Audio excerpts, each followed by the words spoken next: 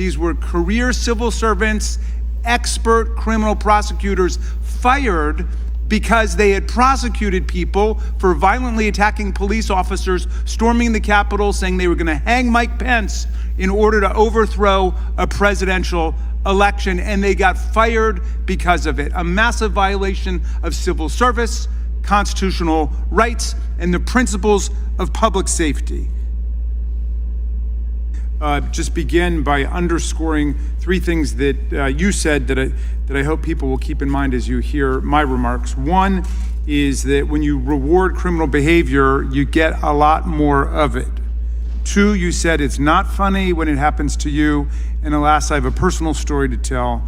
And three, you said letting criminals off the hook is not compassion and it's not justice. So I want to agree very strongly with those 3 points that you just made, Chairman Van Drew. And I want to thank the witnesses for being with us today. Just before the shutdown, the subcommittee convened a field hearing in Charlotte to advance the tired, I would say utterly exhausted Republican claim that Democrats are somehow soft on crime.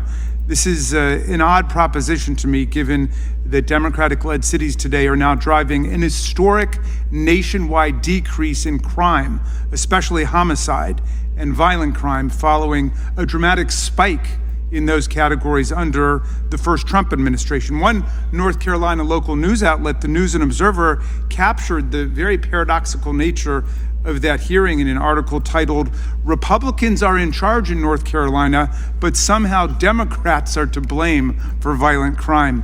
Well, the News and Observer is correct. Republicans from the White House to Congress to the state houses are systematically undermining public safety in communities across America with what I would call gangster state policies, while claiming that Democrats are to blame. Well, what's really going on? Let's start with the administration's first day in office. How about that?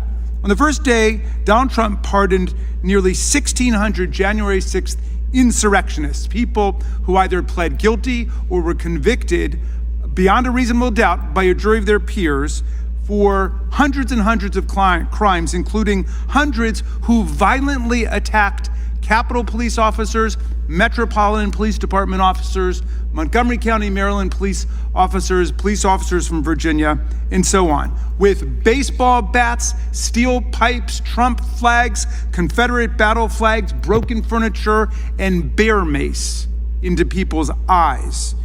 In the months since, the Department of Justice proceeded to fire dozens of FBI agents and federal prosecutors, the most experienced federal prosecutors we had, career civil servants appointed under Republican presidents and Democratic presidents, simply because they had worked in the January 6th investigation.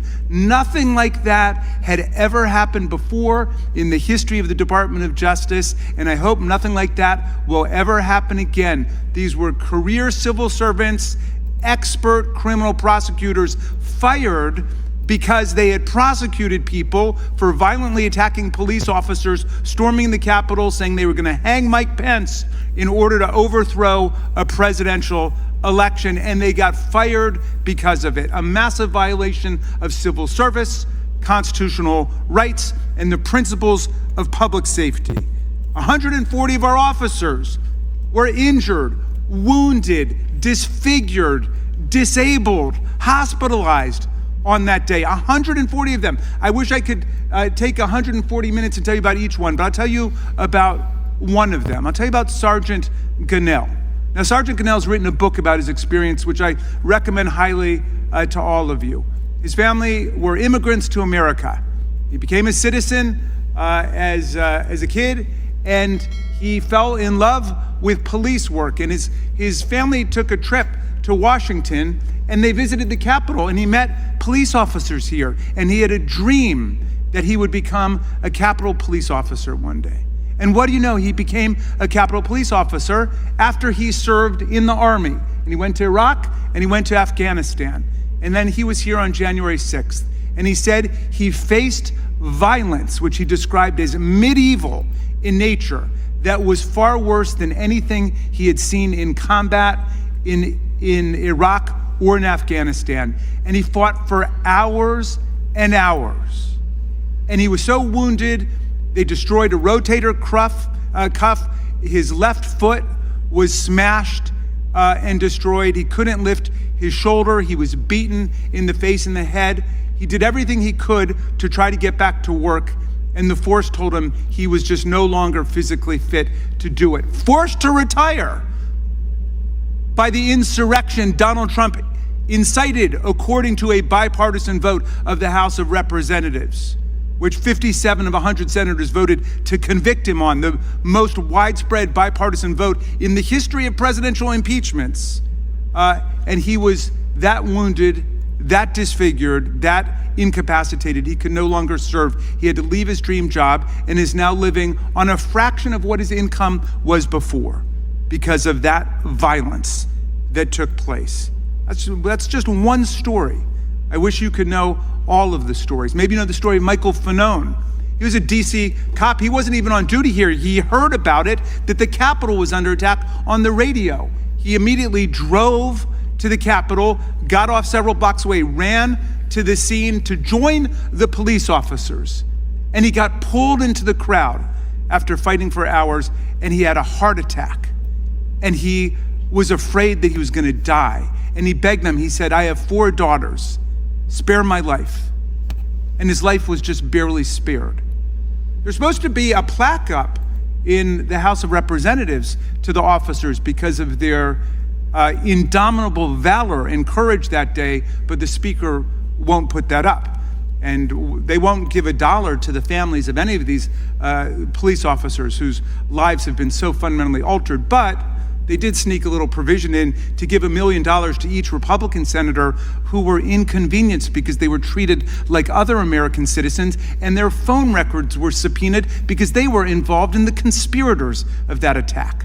That's where the sympathies run. Each of those guys was gonna get $1 million payout. At least I think I heard Lindsey Graham today say he wanted tens of millions for what happened to him. What happened to him? Did he get sprayed in the face with bear mace?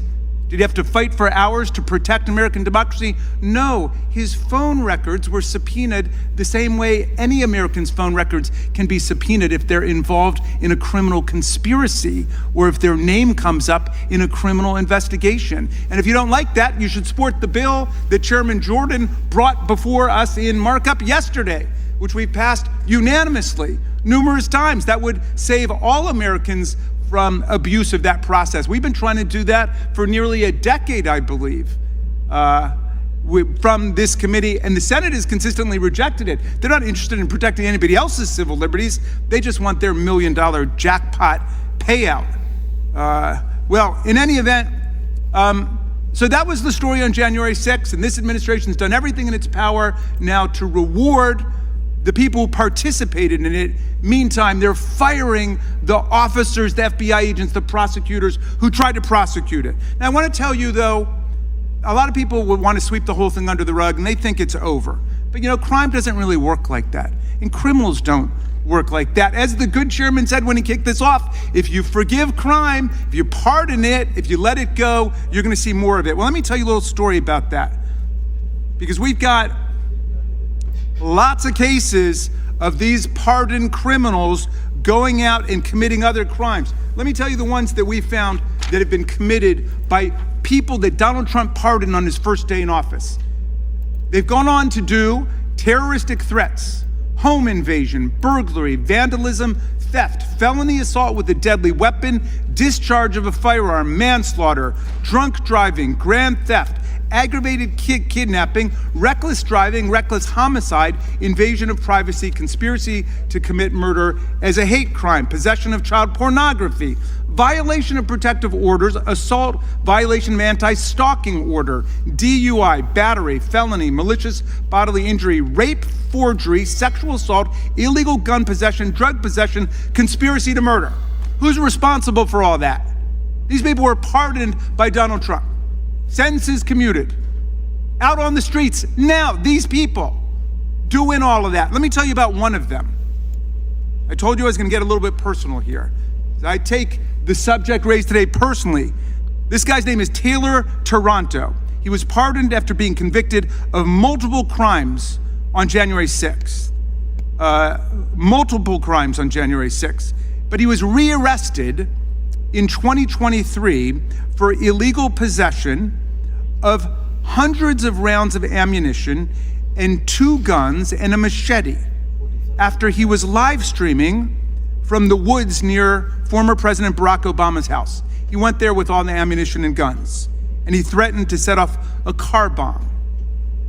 Well, on the way there, he showed up at the elementary school 2 blocks away from my house, where all 3 of my kids went to elementary school. And he told listeners that he was at the elementary school near my house on his live stream. He said he was near my house. That's where he was headed next. And he didn't want to tell anybody where I lived because he said, I want Raskin all to myself. Fortunately, my wife and I and my kids were not at home when he stopped there on his way down to Barack Obama's house. This is a January 6th insurrectionist who's been pardoned by Donald Trump. You may have read about him recently in the newspaper because at the sentencing for other crimes, 2 Department of Justice lawyers mentioned that he participated in the riots at January 6th, and his superior officers, the Department of Justice, objected to the fact that these DOJ lawyers had referred to the January 6th riots and suspended them. Somebody correct me if I'm wrong. I don't know if were they suspended? These lawyers were reprimanded for what they had done, and they were suspended simply for mentioning the reality that January 6th had taken place. Look, it's not just January 6th. Trump recently pardoned crypto executive Changpeng Zhao, who'd been sentenced to 4 months in prison in order to pay one of the largest corporate penalties in history after pleading guilty to enabling money laundering through his crypto exchange. According to prosecutors, he aided Hamas, he aided Al-Qaeda, and other terrorist networks. But Donald Trump pardoned him. He also pardoned Ross Ulbricht, the creator of Silk Road, an online black market that allowed thousands of drug dealers to distribute hundreds of kilos of illegal drugs, including heroin, cocaine, and opioids. Take Ghislaine Maxwell, who was transferred from a real prison to a prison camp after the number 2 at DOJ went to see her. On July 22nd, the Democrats on the Oversight Committee moved to subpoena her. They got Republicans to come over and agree. The next day, she was sent her subpoena. And the next day after that, July 24th, that's when Todd Blanche went to see her. Not to ask about more co-conspirators, not to investigate whether other crimes had been committed. No, he was trying to find out exactly what she might say about Donald Trump when she came to Congress. And satisfied with her answers, President Trump, the great champion of law and order, apparently authorized and approved her transfer to a prison camp where no sex offender had ever been sent before, because they're not allowed, because sex offenders like Ghislaine Maxwell are considered violent offenders. But that wasn't it. It wasn't just enough that she got to cut the line and get there in 1 or 2 days when people were waiting 6 months, 8 months, 2 years to transfer after proving they have a compelling reason to do so. No, she was transferred overnight. She gets there, and then she gets the superstar Trump Hotel treatment. She gets room service in her cell. Ever hear of that before? Well, she gets meals brought to her. She gets special exercise privileges there. She gets special visitors that come whenever she wants them to come, and they're allowed to bring their computers. And they don't even deny that. They just say they want the people who brought that as whistleblowers to members of this committee, they want those people punished.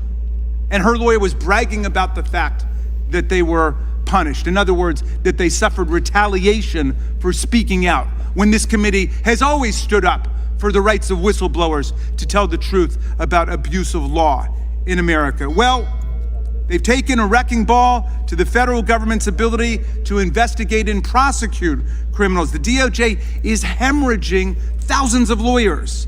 They're having a very difficult time recruiting people to this absurd environment where the president is taking over all prosecutorial functions. And now they are wasting resources just to follow the political program of Donald Trump. You've seen how he fired his own U.S. attorney, Mr. Siebert, in Virginia because he wouldn't bring charges against James Comey. That's what Donald Trump wanted. So he sacks him. He puts in another attorney who's never been a prosecutor before, never been an assistant U.S. attorney or anything. She's so incompetent, the judge in the Comey case now says that they're going to have to throw it out, likely because she messed up the entire grand jury indictment process. And yet he continues to go after his political opponents. What a radical distortion of justice that is, and what a waste of our resources. They are draining resources away from human sex trafficking, away from child sex exploitation, away from drug trafficking, to go and either participate in their anti-immigration campaign or just to do whatever Donald Trump wants them to do. So, my friends, this is the record that they want to brag about, when we've got real Democratic mayors across America who are, and some Republican mayors, but mostly Democratic mayors, who are actually reducing crime and fighting crime. I mean, what an outrage this is.